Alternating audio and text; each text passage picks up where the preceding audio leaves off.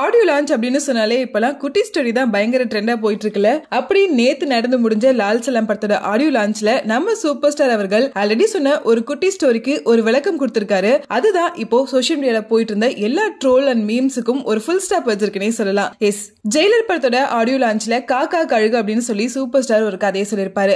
அதுல காக்காவா தளபதி தான் சொல்றாரு அப்படின்னு தளபதி ரசிகர்கள் எல்லாருமே பயங்கரமா கோவப்பட்டு சூப்பர் ஸ்டாரையும் சரி அவரோட ஃபேன்ஸையும் சரி பயங்கரமா திட்டிக்கிட்டே இருந்தாங்க. ஜெயிலர் படத்தோட ஆடியோ லான்ச்சுக்கு அப்புறமா இந்த காக்கா கழுகு அப்படிங்கிறது சோசியல் மீடியால டெய்லி ஏதாவது ஒரு விஷயத்துல ட்ரெண்ட் ஆகிட்டே தான் இருந்துச்சு. அந்த ரெண்டு பேரோட ரசிகர்களுமே பயங்கரமா சோசியல் மீடியால நீ தான் காக்கா நான் தான் கழுகு அப்படின்னு பயங்கரமா அடிச்சுக்கிட்டே இருந்தாங்க.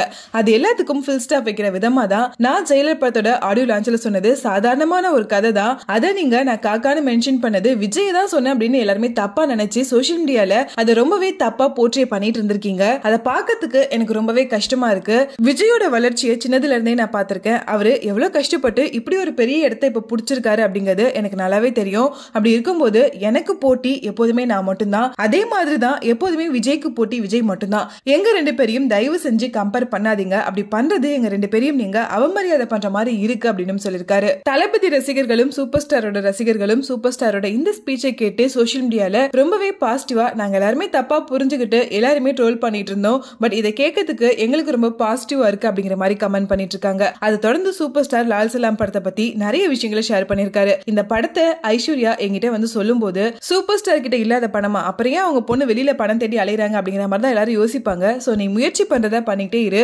கண்டிப்பா ஒரு நாள் உனக்கு எல்லாமே கிடைக்கும் அப்படின்னு நான் சொன்னேன். அதே மாதிரி லைகா ப்ரொடக்ஷன்ஸ் இந்த படத்தை பண்றதுக்கு முன் வந்தாங்க. அந்த கதையை கேட்டு இந்த கேரக்டர் எனக்கு ரொம்ப பிடிச்சதுனால நானுமே இந்த படத்துல நடிக்க ஒத்துக்கிட்டேன். அது மட்டும் இல்லாம என்னோட ரெண்டு பொண்ணுங்களும் எனக்கு ரொம்ப ரொம்ப முக்கியம்.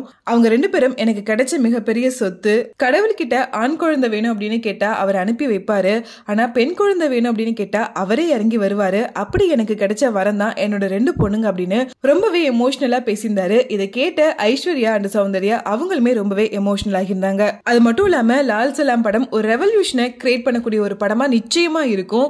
சோ கண்டிப்பா இந்த படத்தை எல்லாரும் பார்த்து உங்களோட கருத்தை சொல்லுங்க அப்படின்னு சொல்லியிருக்காரு. சூப்பர் ஸ்டார் சொன்ன காக்கா கழுகு கதையில காக்கா அப்படின்னு அவர் சொன்னது தளபதி தானே இவ்வளவு நாளா போயிட்டு இருந்த எல்லா விஷயத்துக்கும் சூப்பர் ஸ்டார் ஒரு தெளிவான கிளாரிபிகேஷன் கொடுத்திருக்காரு. சூப்பர் ஸ்டாரோட இந்த ஸ்பீச் பத்தி நீங்க என்ன நினைக்கிறீங்க அப்படிங்கறத கமெண்ட்ல கூட ஷேர் பண்ணுங்க.